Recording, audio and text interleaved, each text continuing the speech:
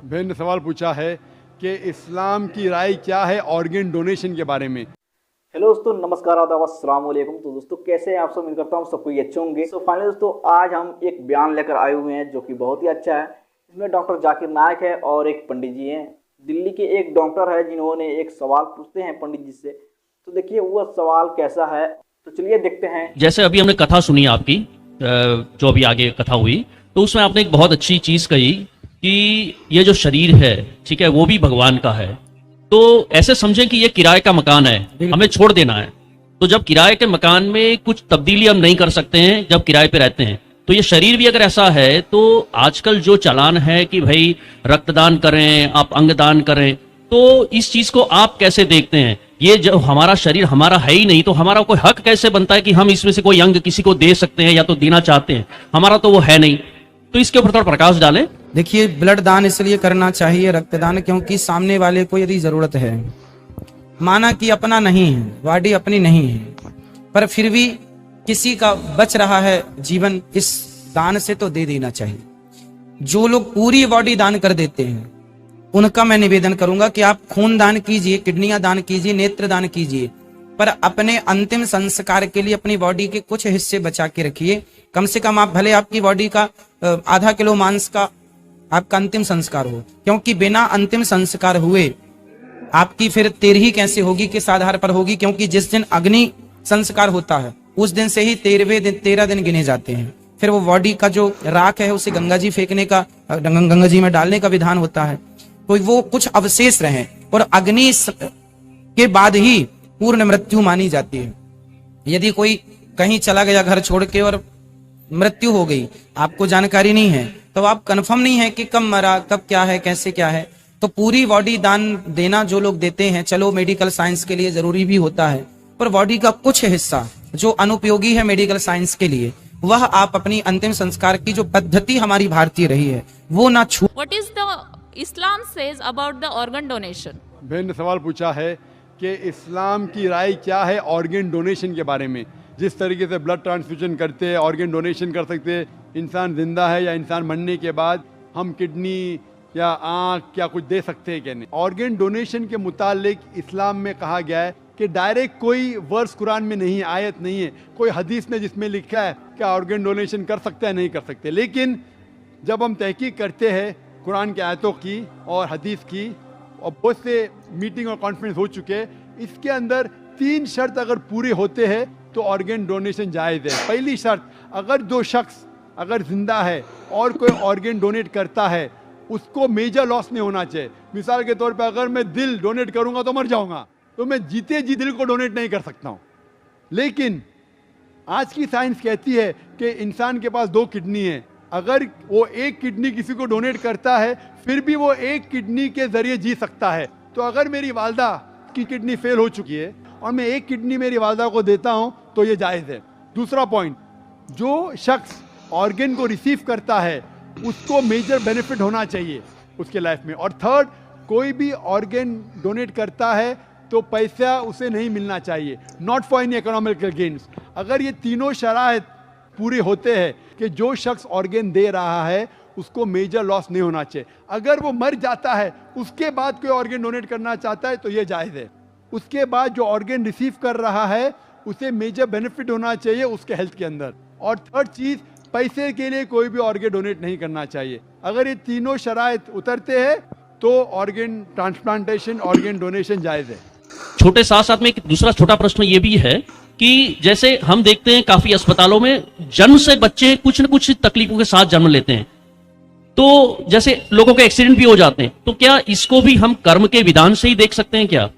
तो कर्मों का जो बंधन है, जैसे मैं कर्मों पे आ जाऊंगा। हाँ, जैसे छोटे बच्चे कुछ जिसको बोलते हैं ना, कुछ रोग के साथ में जन्म लेते हैं। जैसे मैंने बताया, मैंने खुद देखे हैं हार्ट हॉस्पिटल में बहुत छोटे बच्चे, इन्फेंट, कि जिनको हार्ट का प्रॉब्लम है। तो ये समझ नहीं आता कि इतने बच्चे को कैसे ऐसा चीज हो गया। तो इसमें कर्म का बंधन क्या है? देखिए, कारण तो देखो कर्म का ही है।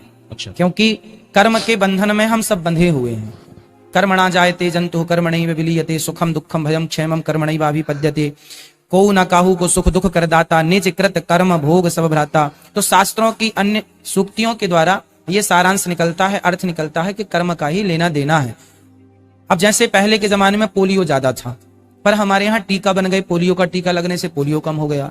दिल का छेद, इसलिए कई बार माता का खाना पीना ठीक नहीं, पोषण मिल पाता तो बच्चे में कोई ना कोई कमी रह जाती है, इसलिए खान पान अच्छा रखना चाहिए। तीसरा, देखिए यदि कोई अंधा है, कोई लंगड़ा है, कोई बहरा है, तो समझ लेना चाहिए कि यह इसके इस जन्म का कोई नहीं है, ये पिछले जन्म का कोई पाप है जो इसके से साथ साथ चल रहा है। तो ऐसा क्यों कि कोई लोग जो पैदा होते हैं, कोई अपाहिज पैदा होते हैं, किसकी टांग ने, किसके हाथ ने, ऐसा क्यों? कोई लाचार पैदा होते। कुरान मजीद में अल्लाह ताला फरमाते हैं कि आपके बच्चे, आपकी बीवियां, आपकी दौलत आपके लिए फितना है, आपके लिए इम्तिहान है। क्योंकि जन्नत में जाने के लिए टांग होना जरूरी नहीं है, जन्नत में जाने के लिए दौलत होना जरूरी नहीं, जन्नत में जाने के लिए ये जिंदगी हमारे लिए इम्तिहान है। अल्लाह के अहकामात के मुताबिक जिंदगी को बसर करना चाहिए। कुरान मजीद में अल्लाह ताला फरमाते हैं सूरह मुल्क में, सूरा नंबर 67 आयत नंबर 2 में, अल्लज़ी खलक़ल मौत वल हयाता, अल्लाह सुब्हानहू व तआला ने मौत और जिंदगी पैदा की है ताकि आपको जांच सके आप में से अच्छे अमाल वाले कौन हैं। तो ये जिंदगी हमारे लिए एक इम्तिहान है।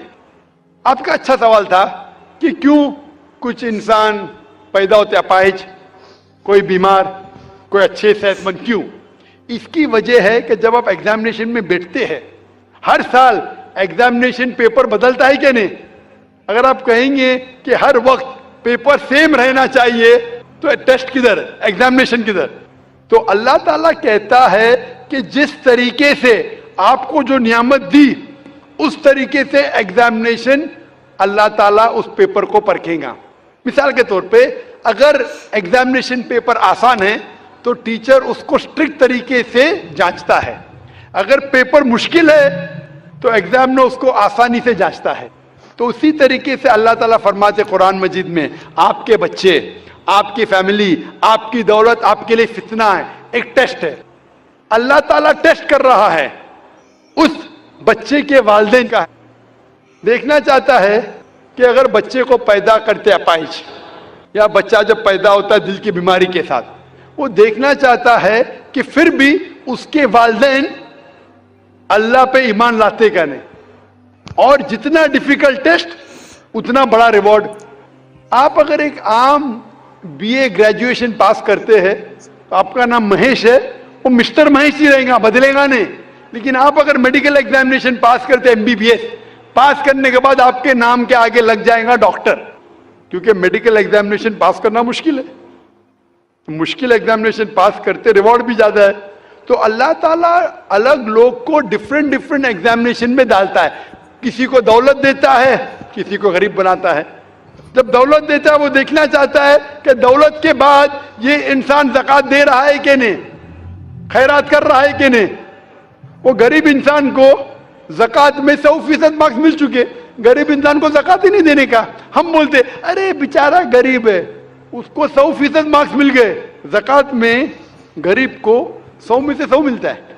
वो अमीर है जो शायद थोड़ी ज़कात देगा तो उसको 100 में से शायद 10 मार्क्स मिले, बराबर ज़कात देगा तो ज़्यादा मार्क्स मिलेंगे। वो गरीब को ज़कात के टेस्ट में 100 में से 100 मिलता है, उसको ज़कात देने की जरूरत ही नहीं। लेकिन उसको शायद दूसरा टेस्ट होगा, उसको टेस्ट होगा। वो गरीब इंसान एक रूम में हो सकता है 10 लोग रह रहे, वो हिजाब कैसा करता है, बराबर से हिजाब कर रहा है कि वो टेस्ट है। हो सकता है इंसान अमीर है, उसका बेटा जैसे आपने अपाहिज पैदा होता है, तो अल्लाह ताला देखना चाहता है कि इस अमीर इंसान को मैंने दौलत दी, ऐशो आराम दिया, अभी उसके बच्चे को अपाहिज पैदा करता हूं, देखना चाहता हूं कि ये फिर भी अपने रब की इबादत करता है क्या नहीं। जो आदमी कमजोर है वो बोलेगा अरे क्या ये अल्लाह ताला, नौज़ुबिल्लाह, मेरे लिए क्यों ये मुश्किल पेश आता है। जो सच्चा मोमिन रहेगा वो कहेगा अल्हम्दुलिल्लाह, फायदा होगा तो भी अल्हम्दुलिल्लाह, नुकसान होगा फिर भी अल्हम्दुलिल्लाह। ये मोमिन की जांच है। तो ये दौलत, गरीबी, सेहत, अपाहिज, दिल की बीमारी, ये टेस्ट है। इसीलिए हमें उन लोगों को देखना चाहिए, उन लोगों को मत देखो जो आपके ऊपर है। आप उन लोगों को मत देखो जो आपके ऊपर, मैं कह रहा था ना, मिसाल दे रहा था, वो गांव का आदमी देखता है गाड़ी चाहिए, फ्लैट चाहिए, बंगला चाहिए, फिर से गांव में आ जाता है। उन लोगों को देखो जो आपके नीचे है। और एक अंग्रेजी में कहावत है जो मैं उर्दू में तर्जुमा करूंगा। एक शख्स हमेशा रोता था कि क्यों मेरे पास जूती नहीं है, क्यों मेरे पास जूती नहीं है। जब भी उसने एक इंसान को देखा जिसके पैर ही नहीं थे, अल्लाह से शिकायत करता था मेरे पास जूतियां क्यों नहीं है। जब उसने इंसान को देखा जिसके पैर ही नहीं थे, वो अल्लाह का शुक्र अदा, कम से कम मेरे पैर तो है। तो अल्लाह ताला डिफरेंट लोग को डिफरेंट इम्तिहान ले रहा है। किसको दौलत, किसको गुर्बत, किसको सेहत, किसको बीमारी, जो भी है। अगर आप जिस हालत में हैं, अगर अल्लाह हमारे खालिक का कहना मानते तो इस दुनिया में सफलता पाएंगे। ये हमारे लिए इम्तिहान है दुनिया। जिस तरीके से सूरह मुल्क में कहा गया है, सूरा नंबर 67 आयत नंबर 2, अल्लाह ने जिंदगी और मौत बनाई है जांचने के लिए आप में से कौन शख्स अच्छा है। Hope the answer the question. तो दोस्तों, आप लोगों ने देखा कि किस तरह अगर आपके कुछ दान करने से, खून दान करने से, किडनी दान करने से अगर किसी का फ़ायदा हो रहा है तो दान करना चाहिए, लेकिन आपको घाटा ना हो। और इस बात का तो भी ध्यान रखना चाहिए कि आप पैसों के लिए अपना खून दान, किडनी दान या कुछ भी ना करें। तो दोस्तों, आपका विचार इस पर क्या है कमेंट बॉक्स में ज़रूर बताइएगा। और साथ ही साथ ये वीडियो मैंने आप सभी के डिमांड पर बनाया है, क्योंकि कल मैंने कम्युनिटी पोस्ट किया था कि आप बयान सुनना पसंद करते हैं या मुशायरा रिएक्शन, तो ज़्यादातर पोल आया था बयान पे, तो इसलिए मैंने ये बनाया। अगर अच्छा खासा व्यूज इस पर आया तो मैं आगे भी बनाऊंगा। तो चलिए मिलते हैं हम किसी नेक्स्ट वीडियो के साथ। तब तक के लिए वीडियो को लाइक करके चैनल को सब्सक्राइब जरूर कर ले। तब तक के लिए खुदा हाफिज।